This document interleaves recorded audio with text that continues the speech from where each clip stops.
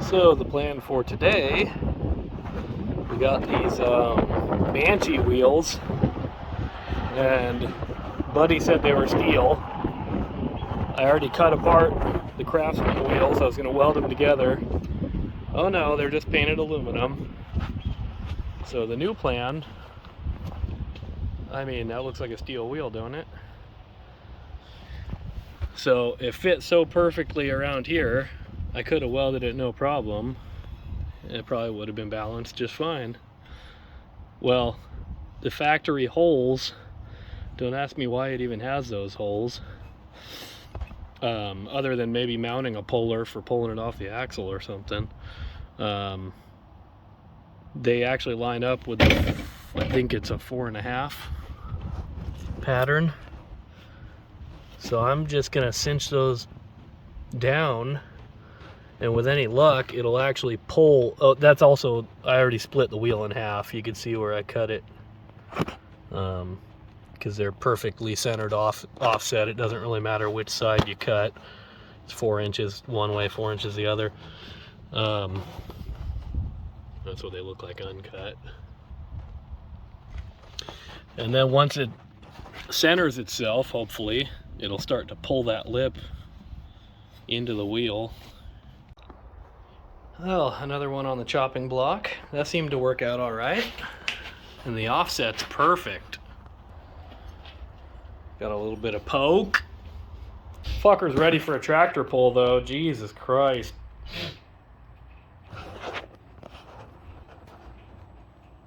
What do you think?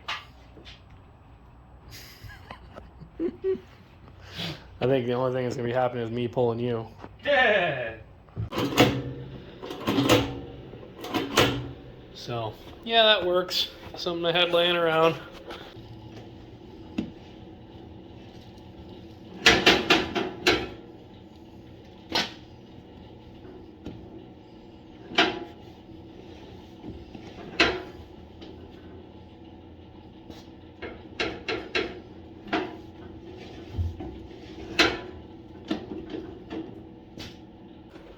Mower deck, handbrake. We're gonna have IFS on this bad boy, so I'm gonna start mocking that up. What have I started?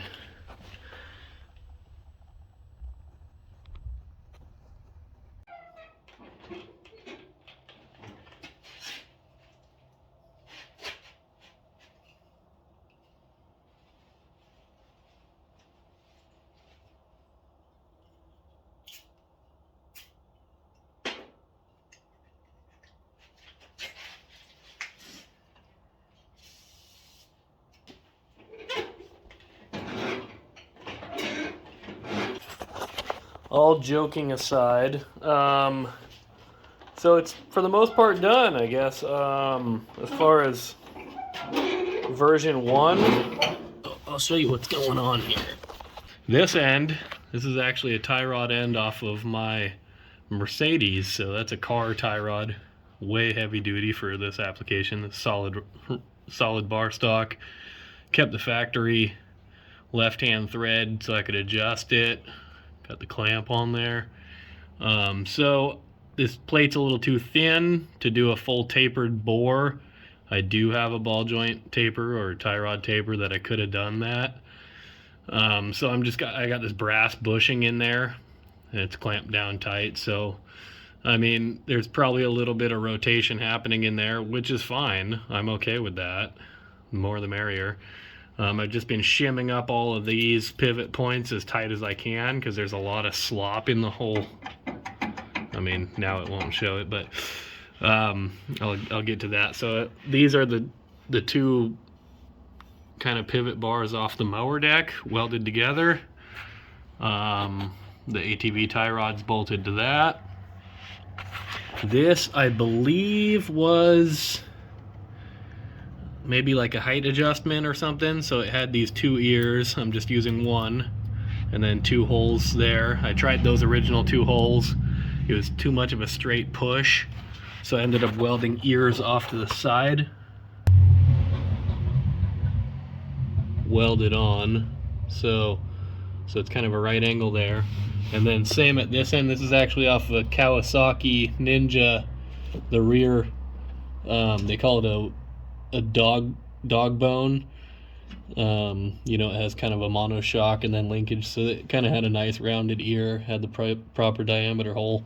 Welded that on there, plug welded it there.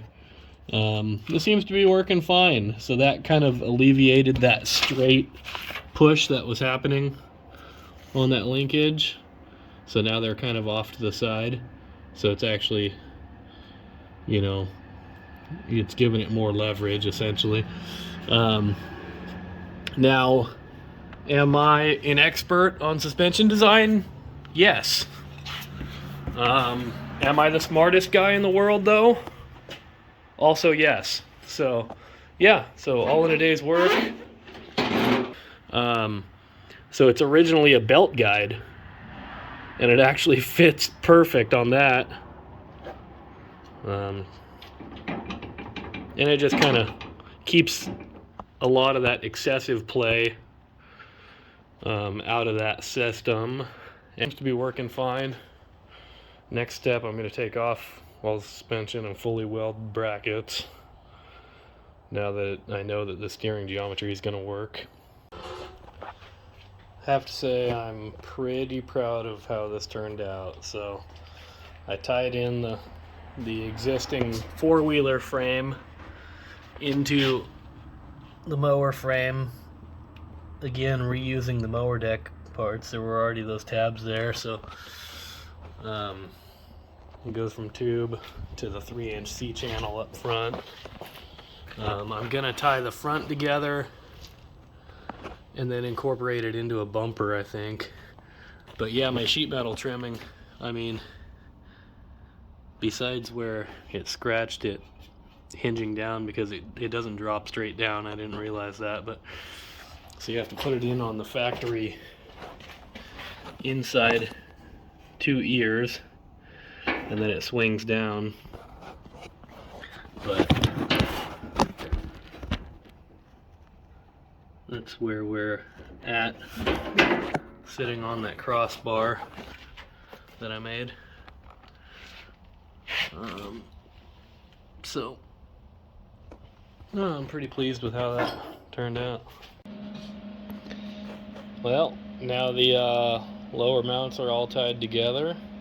Added a whole bunch of plate to kind of help that push bar actually be functional, because we like the sheet metal. We want to keep it that way. I want to actually make the front brakes functional at some point, so I was going to put a brake lever on this rear brake handle, and then I could pull the cable to the front brakes, and then they're independent. They don't work at the same time, you know. You could slide the back. So yeah.